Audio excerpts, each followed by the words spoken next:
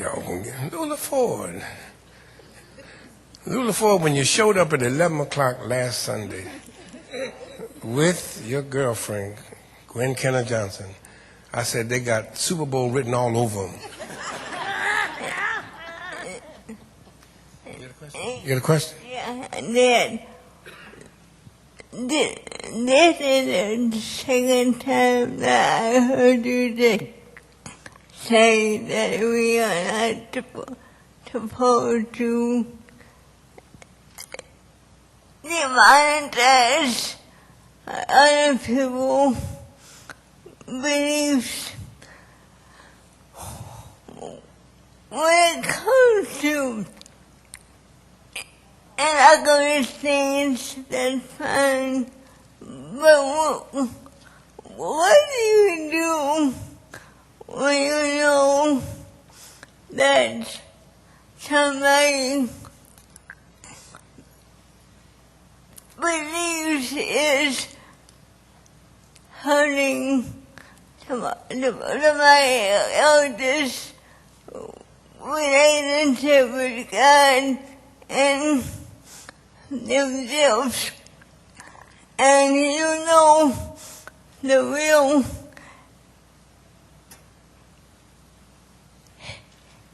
history, but the other person wants to know, like when you said that, last sermon, that it wasn't true, that God made people disabled because of the sins. Well, when other people believe that, how do you tell them to tell the other person the real history when that person who they are with believes the lies that is hurting the other person? Everybody hear a question? How do you approach, or what do you say to, and what do you do when somebody else's beliefs are hurting somebody else? So, and she uses for instance what I preached about from John 9 when the man was born blind, how the people, even his disciples and those who loved the Lord, had misinformation, and they said, who sinned, this man or his father? He was born disabled. Somebody did something wrong.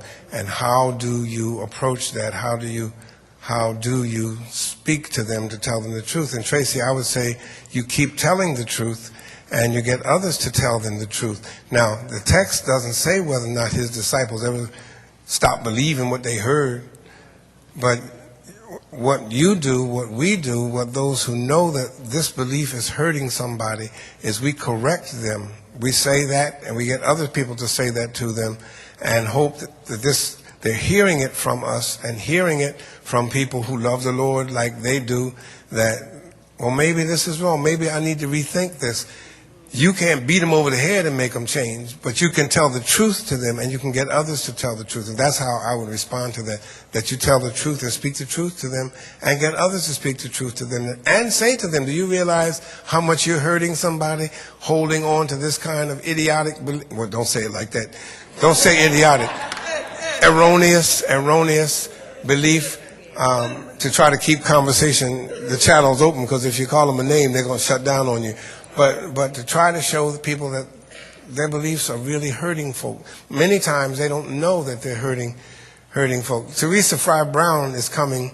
I wish she had time to lecture with us. I heard her talking. Cynthia, you mentioned how I always do it on Sunday. Teresa was talking just about how we say things, preachers in church and worship leaders, that offend people who are disabled.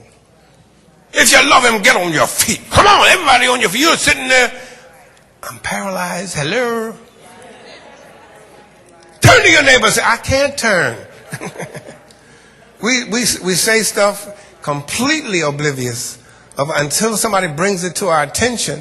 Slap your neighbor and give him a high five. I can't lift my arm no higher than this. You must give somebody a high five. You come down here, I'm going to punch you in that. And she ticked off Teresa did about 25 things that preachers say in worship and praise leaders say. Not knowing how we're hurting other people.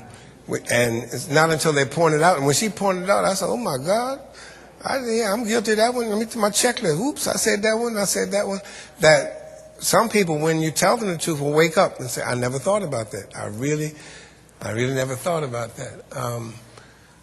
So that would be my response. Y'all gonna, Hunter, I thought Hunter wasn't going to say nothing this year because Asa ain't here, but Hunter is one of Asa's colleagues and fellow scholars. Well, I just want to thank you for your brilliant dissertation here today on all these dimensions of our problem as human beings trying to get along. One of your colleagues, and I'm sure a friend, Dr. James Cone, talks about one of the things that we black people need to begin to consider more of, which you spoke to today, is a theology of the mind, of our minds, because we tend to leave that out.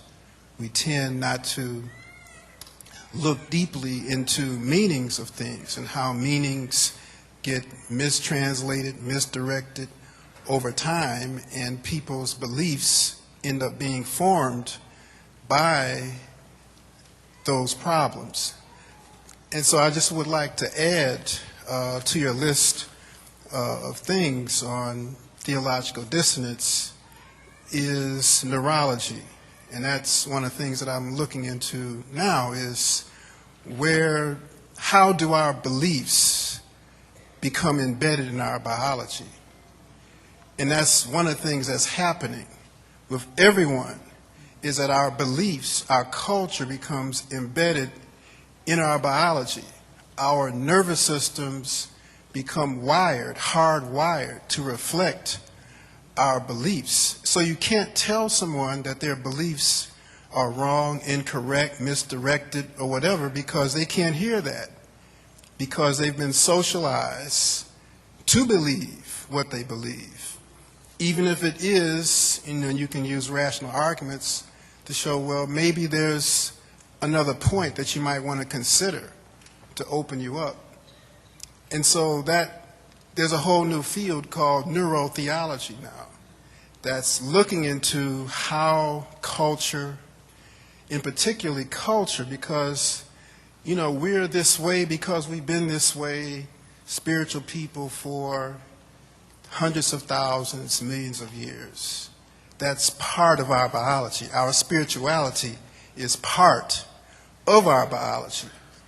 It's expressed differently because there's different cultural systems, ethnic groups, and so forth and so on. So I would just want to add to your pyramid there the importance of biology or neurology. If you want to comment, it's okay. It would come under the second one, anthropology, as a part of you being a human being. Neurotheology, how you're wired, would come under humans, the study of humans as a human being, which would include, so you're right, but it would include, it would be in terms of the study of human beings, how the nervous system is wired. Do I see a God who wires people to hate forever? Or do I see a God who wires people who can change? Is transformation, I know, that's my point. But if I see it as, no, we've been this way, we're going to keep on being this way, then that means my God is not a God of transformation. And I don't believe people can change. But that comes under the field, how do I see other humans? What you just said, I believe people can change. So did Jesus. How do we do, to get Tracy's question, then how do we get people who look at disabled people, there's something wrong with them, that God did it to them, to change that kind of thinking and the kind of language that inflicts more pain upon them? But, so many people are theologically autistic.